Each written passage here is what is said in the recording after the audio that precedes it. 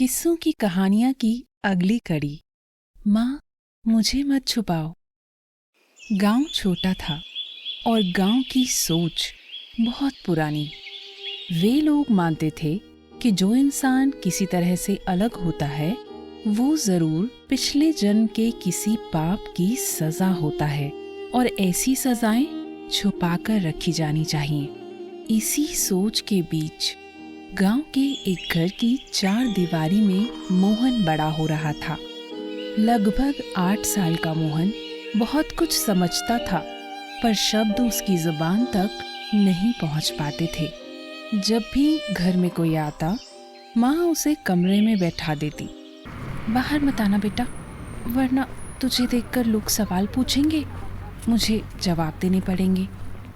मोहन चुपचाप सिर हिला देता।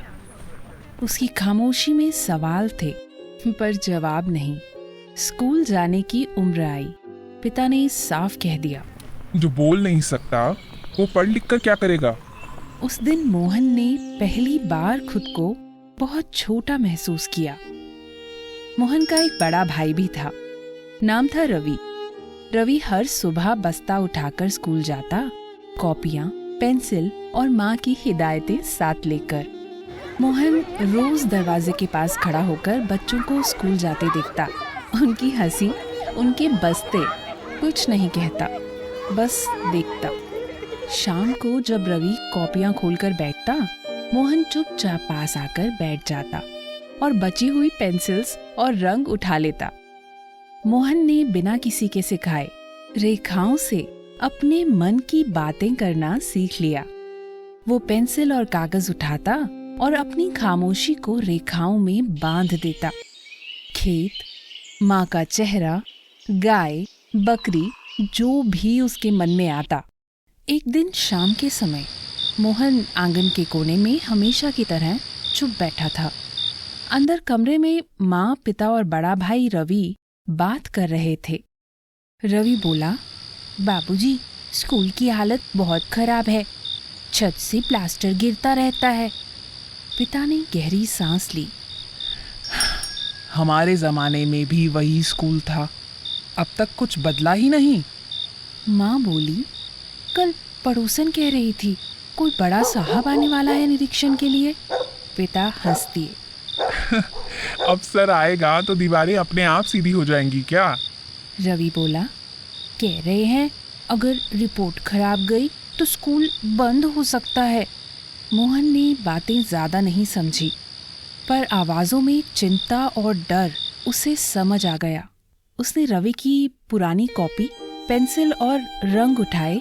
कागज पर एक स्कूल, टूटी छत, झुकी दीवारें और बाहर बैठा एक बच्चा उभारा जिसे अंदर जाने की इजाजत नहीं।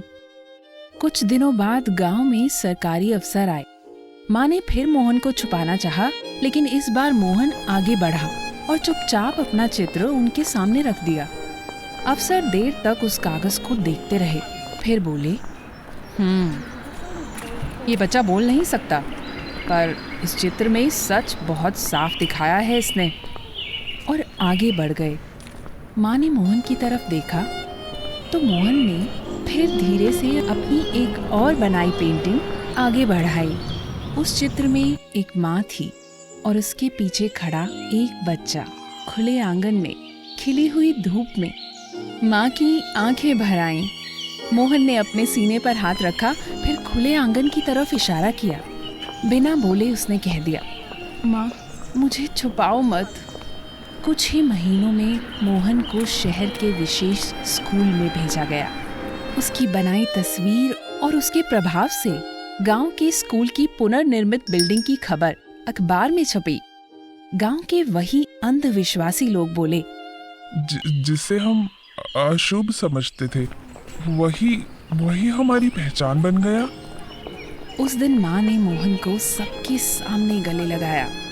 कभी कभी जो बोल नहीं पाते वो अपने खामोश तरीके से समाज की सबसे बड़ी सच्चाई कह जाते हैं। अगर इस कहानी ने आपको एक पल के लिए भी सोचने पर मजबूर किया हो तो इस वीडियो को लाइक और शेयर कीजिए। ऐसी ही और कहानियों के लिए चैनल को सब्सक्राइब करना ना भूलें।